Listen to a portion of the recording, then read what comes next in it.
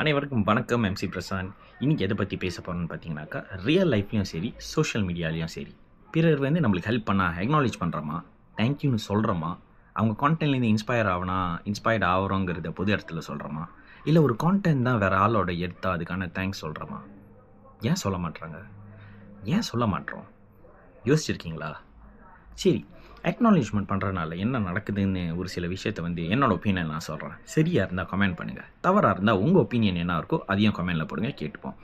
Acknowledgement எந்த காலத்தையும் தவறாக போனதில்லை. அது நம்பிக்கையை உருவாக்குது. It builds trust. ஏன்னா ஒருத்தவங்களோட ஐடியாவை நீங்கள் ரெஸ்பெக்ட் பண்ணுறப்பையோ, ஒருத்தவங்க நம்மளுக்கு உதவி பண்ணாங்கங்கிறத நீங்கள் வாய் திறந்து அவங்களுக்கு நன்றின்னு சொல்கிறதுலையோ அதுதான் அவங்க ஞாபகம் வச்சுப்பாங்க. வெளியில் போயிட்டு நான் இவ்வளோ சாதிச்சிட்டேன், நான் இதை பண்ணிட்டேன், நான் அதை பண்ணிட்டேன் அப்படின்னு இருக்கிறப்ப அக்னாலேஜ் பண்ணாதவங்க பின்னாலேருந்து இருந்து நான் உதவி பண்ணனால தான் அவங்க போகிறாங்க. இல்லை முக்கால்வாசி பேர் அதை சொல்லவே மாட்டாங்க. அப்போ ரியல் லைஃப்பில் ஒருத்தவங்க உங்களுக்கு ஹெல்ப் பண்ணுறாங்கன்னா உங்களோட 86,400 செகண்ட்ஸ், அதாவது ஒரு நாள் 24 ஹவர்ஸில் ஒரு தேங்க்யூ எவ்வளோ நேரம் எடுத்துகிற போகுது?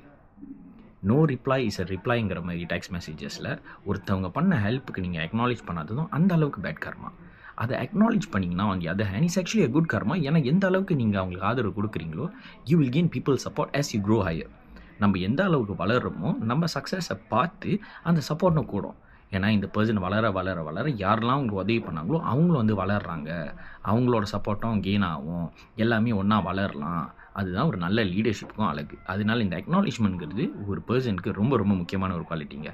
அது மட்டும் இல்லாமல் இந்த குட் கர்மாவை தாண்டி இட் ஆக்சுவலி காஸ்ட் நத்திங். யோசிச்சு பார்த்தோன்னாக்கா தேங்க்யூ சொல்கிறதோ, இல்லை போஸ்ட்டில் இவங்க தான் படம் பிடிச்சி கொடுத்தாங்க, இல்லை இந்த கான்செப்ட் இவங்களோட ஐடியா தான், இல்லை ஒரு கோரியோகிராஃபி, ஒரு டான்ஸராக நீங்கள் ஒரு டான்ஸ் வீடியோ போடுறப்ப இந்த பர்சன் தான் ஒரிஜினல் கோரியோகிராஃபர், இன்ஸ்பயர்ட் ஆகினேன். நீங்கள் இன்ஸ்பயர்ட் ஆகி அந்த கோரியோகிராஃபரை மாற்றி பண்ணிங்கன்னா இது இல்லை என்னோட சொந்த கோரியோவும் இருக்குது, பட் இன்ஸ்பயர்ட் இவங்கலேருந்து தான், இல்லை அவங்க கோரியோ தான் நான் முழுசாக எடுத்து நான் என்னோட ஸ்கில்ஸில் நான் ஆடி இருக்கேன். Because you are blessed.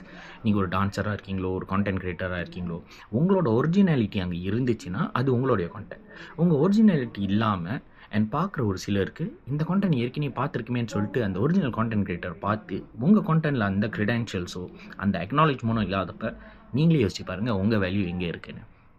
Success என்றைக்குமே சோலோ கிடையாது. Behind every idea there is a conversation.